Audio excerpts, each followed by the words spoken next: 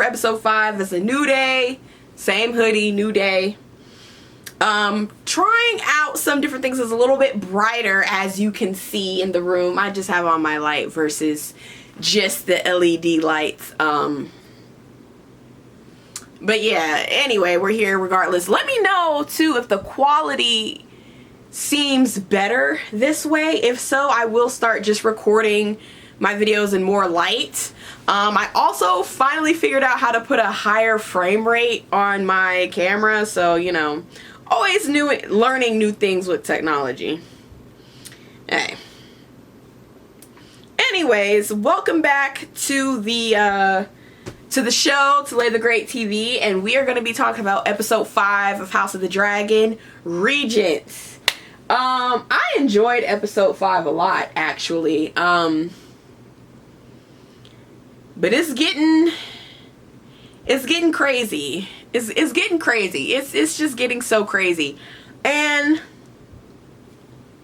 well, before we get to that, let's talk about, you know, just walking through the episode as I always do. So the opening scene, we see Koilis, we see Rhaenyra, we see Team Black Mourning.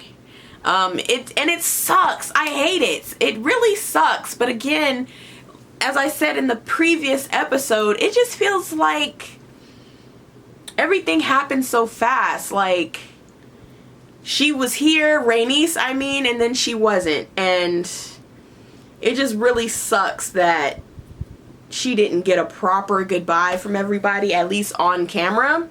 Because my thing is, they had to have known there was a chance that she wouldn't have come back. Even if she succeeded in killing the king, or killing Christian Cole, or killing whoever it is that the goal was, you know, you just have had to have known there was always a chance. So that is upsetting, 1000%. Then we move on to seeing the people of King's Landing, the common folk. Some may call them peasants. We see them all gathered around, and Team Green, the soldiers, are pulling Meleys, the dragon's head, through the crowd, and nobody seems impressed. Everybody's scared. You know, it's a bad omen. It's just not a good sign. Christian Cole, or whoever is making the announcement, oh, hey, you know, King Aegon killed the dragon, whatever.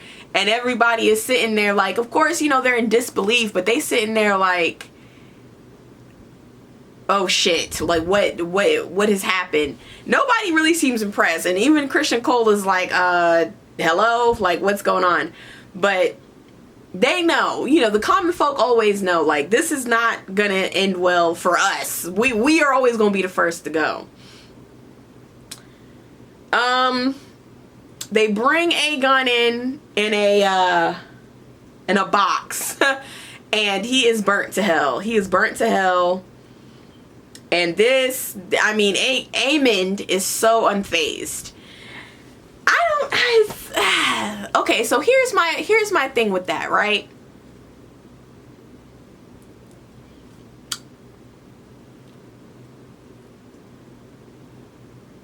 Aemond, to me,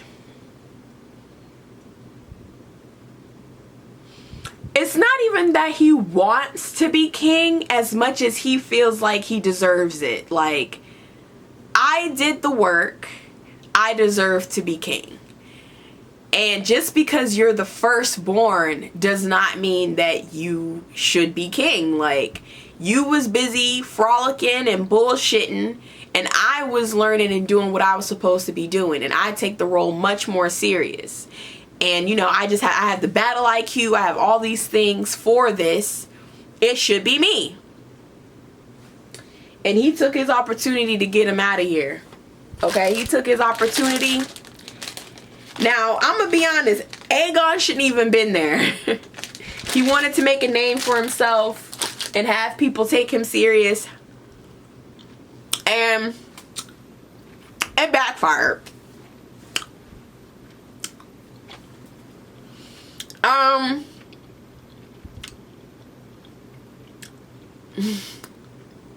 At that point, we moved to Alicent going to speak to Christian Cole. He cleaning his blade with sugar and a lemon, salt and a lemon, whatever. And, you know, Alicent wants to know the tea. What did Aegon do? What did Daemon do? What's really going on?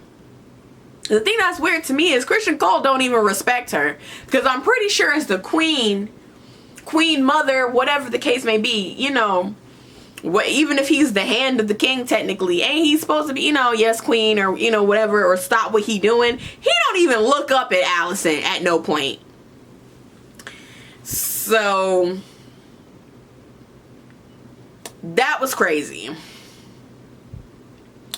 We see Rhaenyra soon after that, you know, she's talking to her council. Her and Sir Alfred are getting into it. I do believe that Rhaenyra's council does respect her. I do think they want the best for her. But I also think they're just growing restless. And I think Sir Alfred is growing the most restless.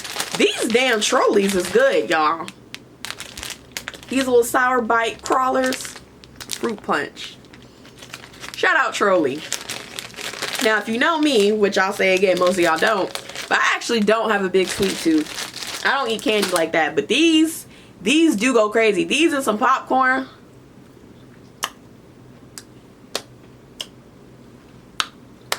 Excellent. Anyway, I think that Rhaenyra's council, they're just growing restless, and they do want to make a move before it's too late. So I can understand where they're coming from, just like I can understand where Rhaenyra is coming from. It's definitely a power struggle, and the fact of the matter is they are the underdogs. Y'all don't have really any dragons. All of the dragons are significantly smaller, and the thing that's weird to me is I was looking at a size scale. I don't know how true it is, but Dreamfire is like the next biggest dragon. Why the fuck does Helena, like, she's the dragon rider of or that's her dragon, she has Dreamfire, but Helena ain't ever on no damn dragon, so why the fuck does she even... That was weird. That's weird to me, I'm not gonna lie, but it is what it is. She bonded with the dragon, you know, it is what it is, and that's unfortunate only because that's the next biggest dragon. Like, Dreamfire, supposedly, like I said, from what I've seen in terms of a scale, like I see the pictures on Instagram or Twitter or whatever, they're fan made. It could be right, it could be wrong. Of course, Balerion is like the biggest dragon ever, and then Vhagar is next. But Dreamfire is supposedly even bigger than Drogon from the main series, so I don't know. So for Helena to be the writer of Dreamfire, and she, I know for a fact, ain't going nowhere or doing nothing, that definitely does feel like a waste, unfortunately, but it is what it is. But anyway, yeah, they're the underdogs in the situation. They don't have no dragons, really. They don't have enough dragon riders. It's just her and Jace. I think Baela has a dragon. But, you know, they're still young and everything, and they just don't have the manpower. It's a lot. So I can understand the council growing restless. And, like, look, we need to make a move. We need to do something. Because you got this man... They storming everything. They done killed Meleys and our next biggest dragon. We gotta do something. So at that point, we cut to Jace and Baela. They're having a talk, and we know that they are to be married, and I love them together. And Jace says, look, I gotta do something. You know what I mean? I'm finna get up out of here and go start making some moves. Then at that point, we see Daemon talking to somebody. Hell, it's hard to keep track of all these names. The Brackens, the Blackwoods, the Backens, the Blackhands, whoever. He talking to somebody, and he chooses not to kill them. Now, I'm gonna tell you why that's a bit of an L as well as a W. Me? Now, y'all know I'm crazy with it. I would have killed them only because it's like you're with us or against us. If I don't kill you, you gonna end up probably, because the Greens are gonna come for you next. I need you or you got to go. But that's just me. But Daemon decided not to do that. And, you know, he earned their manpower, so to speak. We see Mysteria talking to a very, you know, stressed out Rhaenyra, of course, which, again, I understand. And she says, you know, there's more than one way to win a war, which I totally agree. And again, I just think it's great to have her on her team because she's the eye. She's the insider. She's the eye of the common folk. And she really can lend a lot of good insight and good intel to her cause. So I think that's a great move there. You know, and then we see Baela and Rhaenyra talking, and they're mourning Rhaenys and everything like that. And I have to say, the one thing that Team Black does provide, or the Blacks do provide, is just a real sense of family. I feel like anytime I'm watching them, I do feel like I'm really watching a mother and a son interact. We saw Rhaenyra and Jace towards the end of the episode talking. Baela and Rhaenyra. Rhaenys and you know, the Valerians, and it was just very nice to see all of them interact because it feels real, it feels genuine, and it just feels like, yes, we are a family of power or in power, and we do have to put the politics and the government and all these things into our family, but it does still feel like a caring family. And I really do love that. I love those interactions because we don't get to see it a lot in Game of Thrones, period, ever. I don't think that outside of that little bit of time we spent with the Starks in season 1, we don't ever really get to see real families in, you know, in the Game of Thrones world. So it's nice to see that. Okay, y'all. Okay. So let's get into the meat and potatoes. Let's get into the meat and potatoes, child. Whew. This had me very disturbed. We get back to Daemon and Harrenhal. He's tripping. Okay? We see this lady with white hair, naked. Daemon, you deserve to rule. Daemon, you're the strongest of the two. Oh, if only you was born first. You know, my favorite son. Your favorite son, whole time Daemon is having this vision of being intimate with his mother. I'm trying to clean up my language a bit. Daemon, what's happening? Now listen, I know the incest with the Targaryens go far, but mother-child is too far. Daemon is too far. I don't know. And the thing is, because we later find out, again through dialogue, when Daemon's talking to the witch lady, you know, it's a shame you never got to meet your mother. So obviously, and we see at the end of his little love scene with this mother ghost, blood and whatever on her neck, clearly she died in childbirth. That's the only thing I can get out of that. So she died in childbirth. You never got to know your mom. And I don't know, the sex clearly does represent something else. I'm hoping, because lusting after your mom, or even I think it just probably represents lusting after the crown. Because of what the lady was saying. You deserve to be king. You're smart. You are great and bad. Whatever she was saying that was stroking his ego. No pun intended. And just all the things that he wants to hear from this womanly figure that he never knew. And then it's just the icing on the cake, the physical intimacy part. So I think it just represents him lusting after the crown. But that was crazy. That was a crazy scene to watch, especially again once we got the dialogue and she talking about my favorite son. Daemon, why? What's going on? I need you to get out of Harrenhal quickly. You've spent too much time there. Nobody knows what you're even really doing. You're not sending no ravens back and forth. You're not questioning anything. You're not asking no questions. And it's freaking me out. It's scaring me. It's nasty, okay? It's getting nasty now. That was nuts. That was a crazy scene to watch. But yeah, again, through dialogue and everything, we see Daemon wants to be king. I mean, that's just what it is. We're constantly hearing him correct people, you know, okay, well, you need to be calling me king. You know, he just wants to be king. That's just what it is. And that's unfortunate because it's not gonna happen. And him acting like this and him moving the way he is, I mean, it gives treason. You know what you're supposed to be there doing, and you're not. You're trying to claim all this stuff for yourself. So it's unfortunate, and it's gonna come at a cost. We see that later in the episode. It comes at a cost. So I don't know I don't know what Daemon is up to. I don't know where his head is at. Like, yes, you want to be king, but where is this? Why? Where is this sudden? I won't say sudden urge. Hold on, y'all. Okay, sorry, y'all. I got a phone call. Anyway, we're back. So, yeah, what the hell was I saying?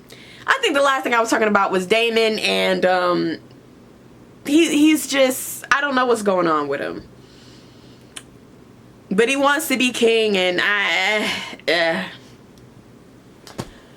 Alright, so then we get to, speaking of somebody wanting to be king, we get back to the Greens and their council. Alicent is there, and she understands that they don't know. The king is in a coma. Aegon is in a coma. He's burnt to a damn crisp. And now, you know, the question is, who is going to reign and be the decision maker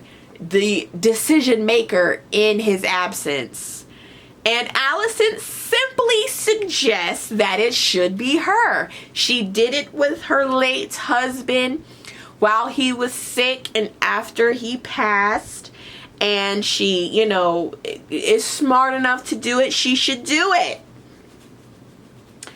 Only the problem with that is the people at the council do not agree. Lannister, of course, we know how the Lannisters move, says, yes, well, my queen, that was at a different time, when there was peace. There's no longer peace. We are in war, and, you know, it probably should be Aegon, you know?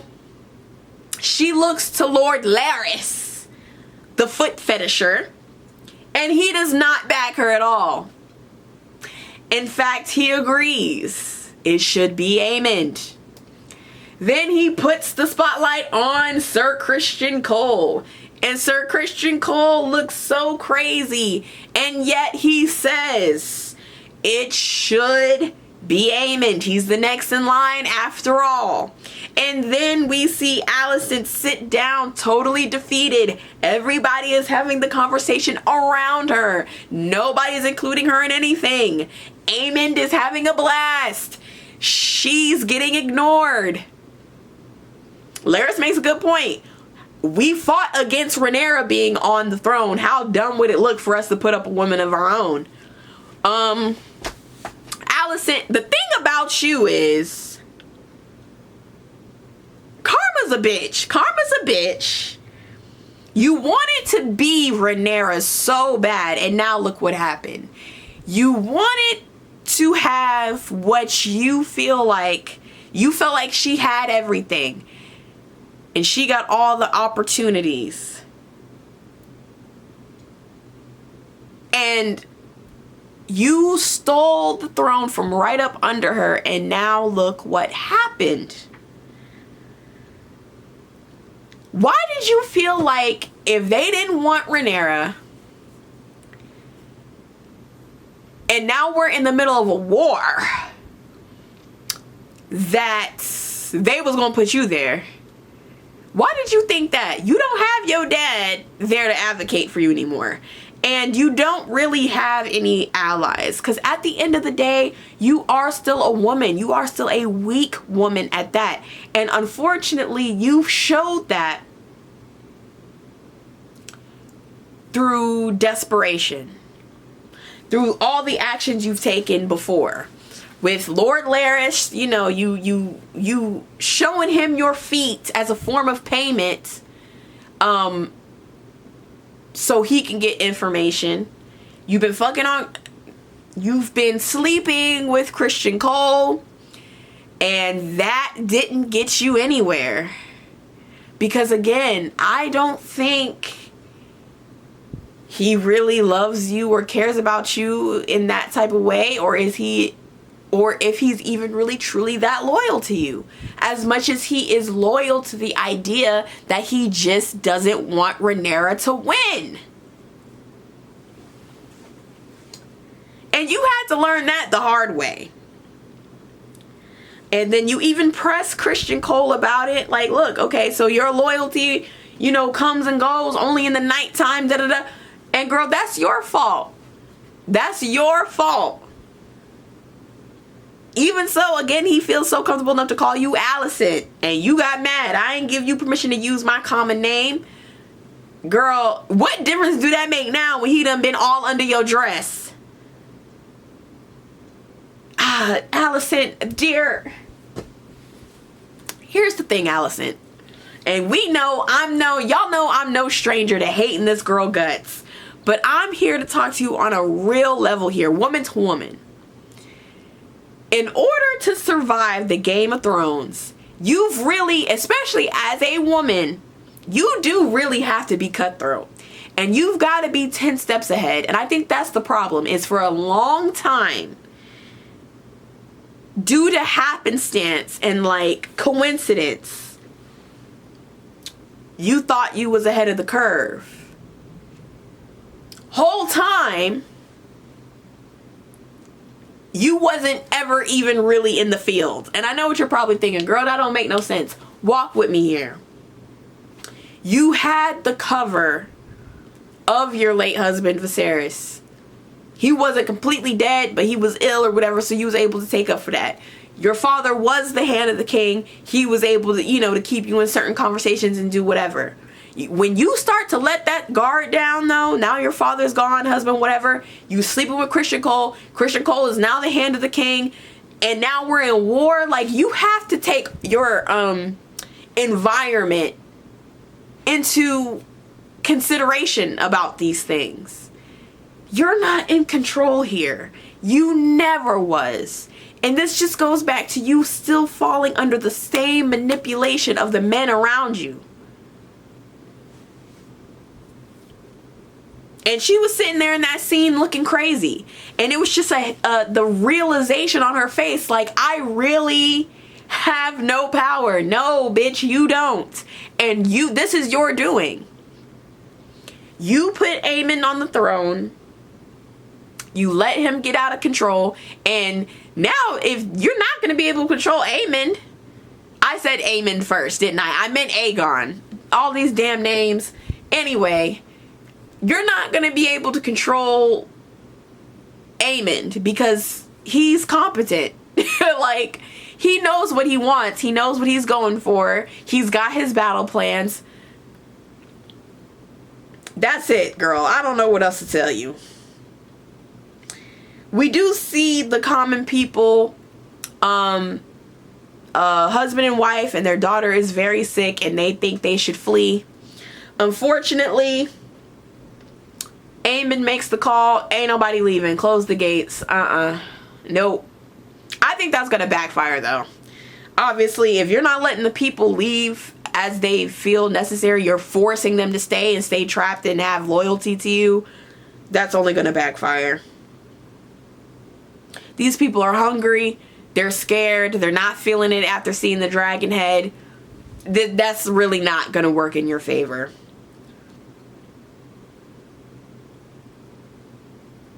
Jace is getting to work. Jace went off wherever the hell he went off, and he's talking and he's making arrangements and he's doing what he needs to do. Young, ambitious man, and I love that for him. Love him as a character.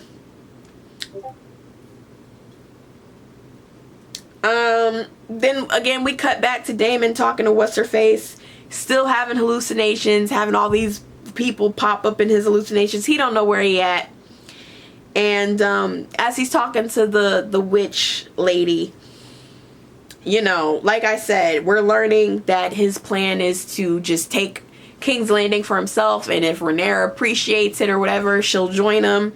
And then again, through dialogue, we kind of see that his mom probably more than likely died in childbirth. I'm assuming that's important for us to know, only because why does it matter that we know that, like, she said it like towards the end and it seemed to have captured his attention? So I'm assuming that plays an important part later or at some point, or back to why the hell he's having these very crazy sexual delusions about his late mother. But yeah, Daemon is messing up everything. I don't know what family that was that came to press him, but he's just messing up everything, which of course, unfortunately, is still messing up everything with Rhaenyra. Cut back to King's Landing, we see Helena. She asks Aemon if it was worth it. He's staring at the Iron Throne. I'm sure he feels proud of himself, and she asks, you know, was it worth it? We'll see. We'll see. It never usually is. It never usually is, but we'll see. We see Alicent there with Aegon. We see her there with him. We don't know how long she's been there, but she's with him. And then, you know, she decides to get up and walk away. And he whispers for his mommy. He literally whispers mommy, mother, whatever he whispers. And I think ultimately that's just, he's a broken child, and he just needed his parents, as they all did.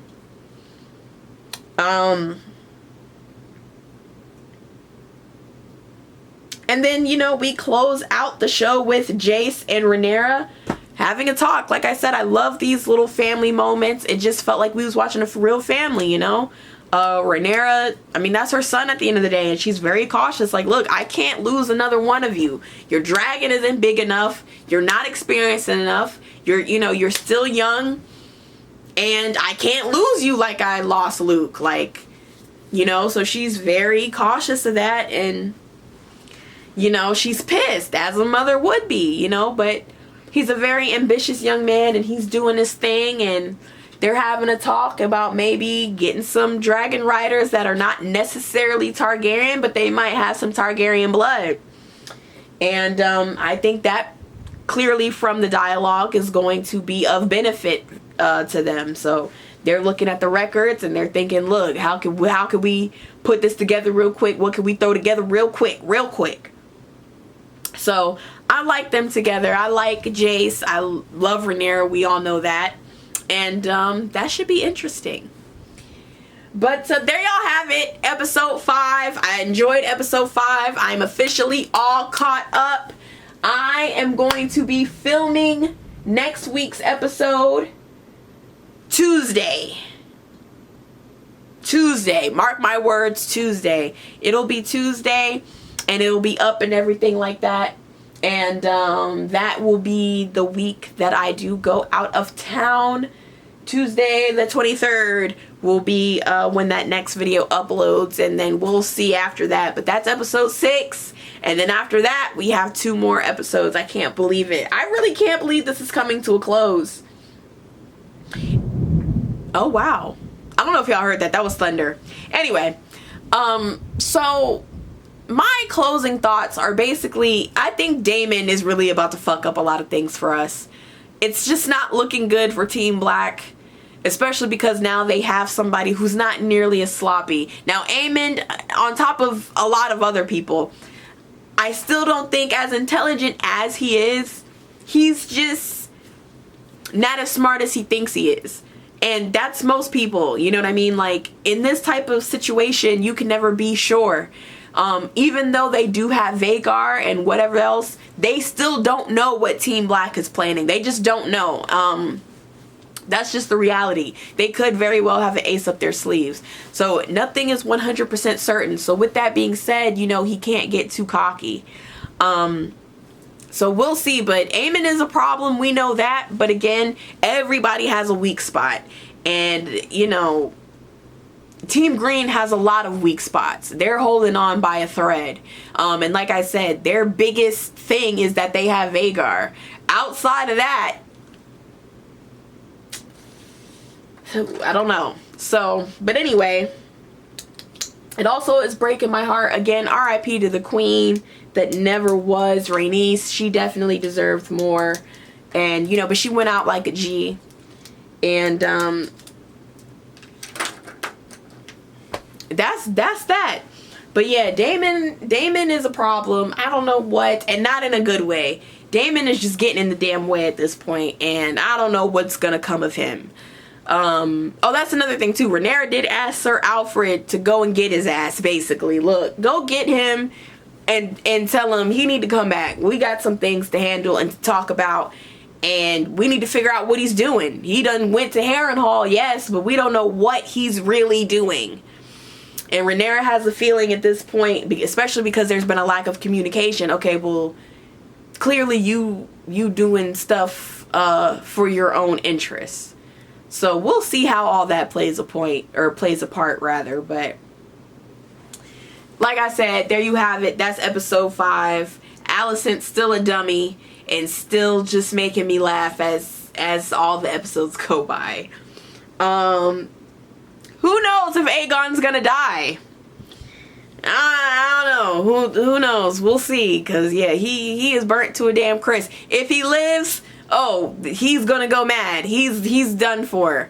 They gonna have to shoot him with some tranquilizer or something, because I already know if and when he wake up out that coma, he's going to rain hell fire down. I tell you what. But anyway, y'all, thank y'all so much for watching. This is getting uploaded today. You're watching it today. It's uploaded. It's uploaded. We're here. And now we are officially all caught up. Thank y'all for being patient. I appreciate it. You know, life just gets in the way sometimes. And also too, well, you know what? Follow me on all my links. They'll be down in the description. They'll be on the last little ending credits or whatever. But over there on Instagram, I will be taking a poll about what we should do after Game of Thrones. I know Arcane is coming back in November or September. It's coming back this fall. And so I've never watched Arcane, so I'm thinking, should I do an Arcane review? Should we get into that? What else should we get into? But anyway, that's for the future. This is now. Thank y'all so much for watching. I will see y'all next week for episode 6. As always, share this around to all of your friends who also enjoy Game of Thrones, House of Dragon, you know, nerd content, pop culture content. I appreciate y'all watching, and until next time, peace.